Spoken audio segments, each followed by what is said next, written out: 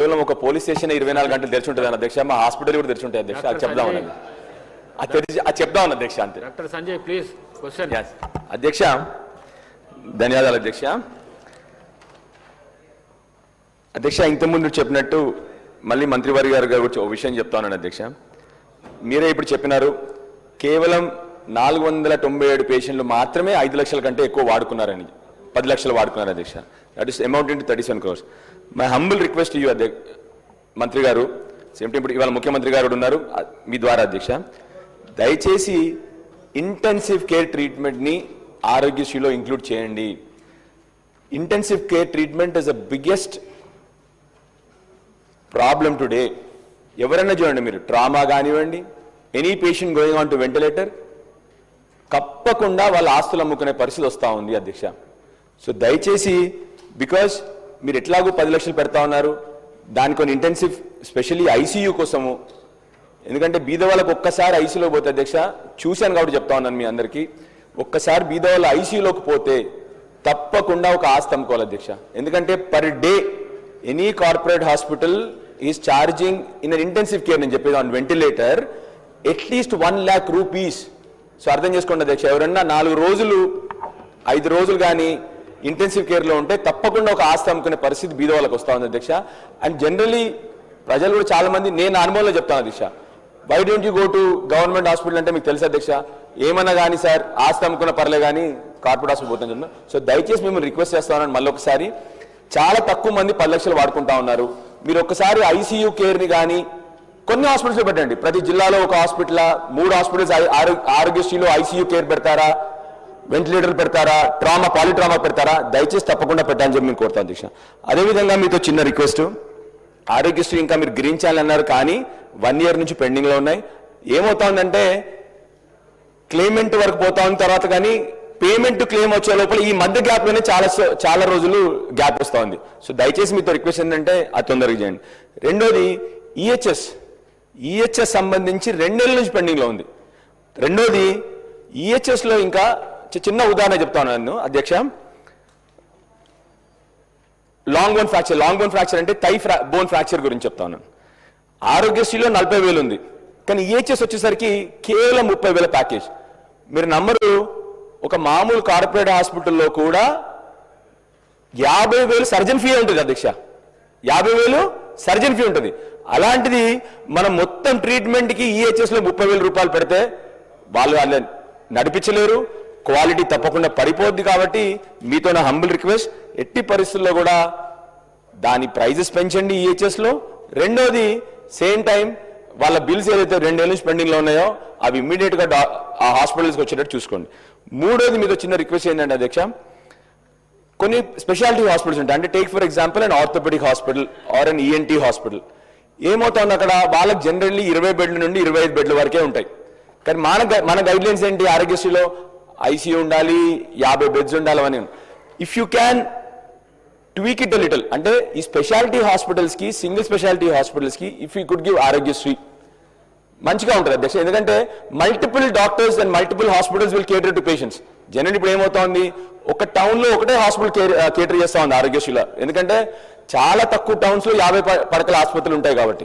So నేనేమంటానంటే అధ్యక్ష, single specialities ఉన్న దాంట్లో కొద్దిగా ట్వీక్ చేయండి, where even if it's 25 bed hospital, 20 bed hospital, orthopaedics ఒకటి, ఈఎన్టీకి సపరేట్, అలాంటివి ఏమైనా చేయగలిగితే బాగుంటుందని చెప్పి మీతో చదివి. 4th టాపిక్ అధ్యక్ష, ప్రతి ఒక్క ఆరోగ్యశ్రీ హాస్పిటల్లో డిఅడిక్షన్ సెంటర్స్ కూడా పెట్టండి దయచేసి నా రిక్వెస్ట్.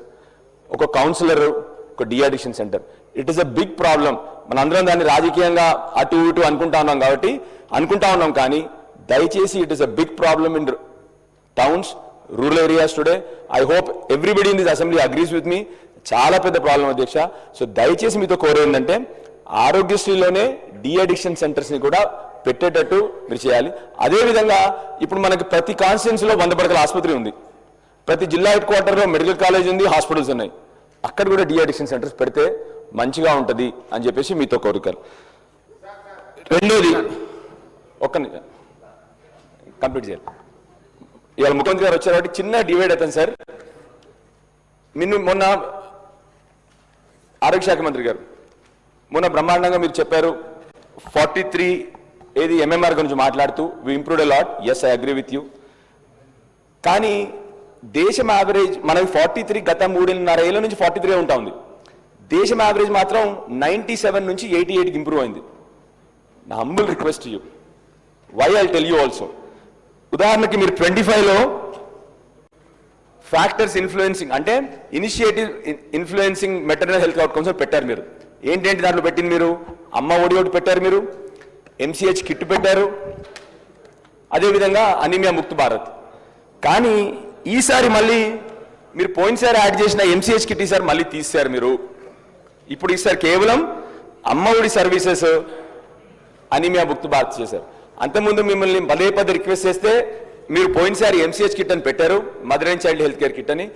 దయచేసి మీకు ఒక రిక్వెస్ట్ నేను యాక్చువల్లీ మీరు చూస్తే by 23 we came down to 43 MMR.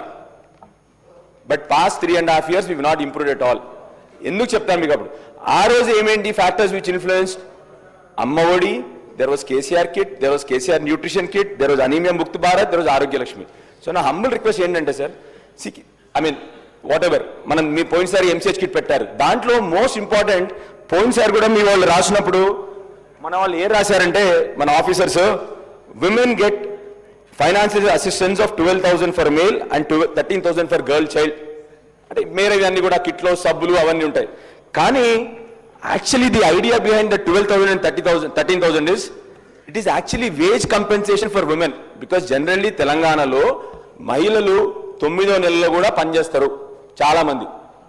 మళ్ళీ ఏమవుద్ది, పిల్లోడు పుట్టగానే మళ్ళీ ఇమీడియట్ గా పనికి పోతారు. So that 12,000, 13,000 rupees is actually wage compensation. So మా హంబుల్ రిక్వెస్ట్ యూ ప్లీజ్, నిన్న చాలా గొడవ అయింది ఇక్కడ. నా humble request use Indiramma kit అని మనం పెడదాము, కానీ పెట్టండి. Because it really has change.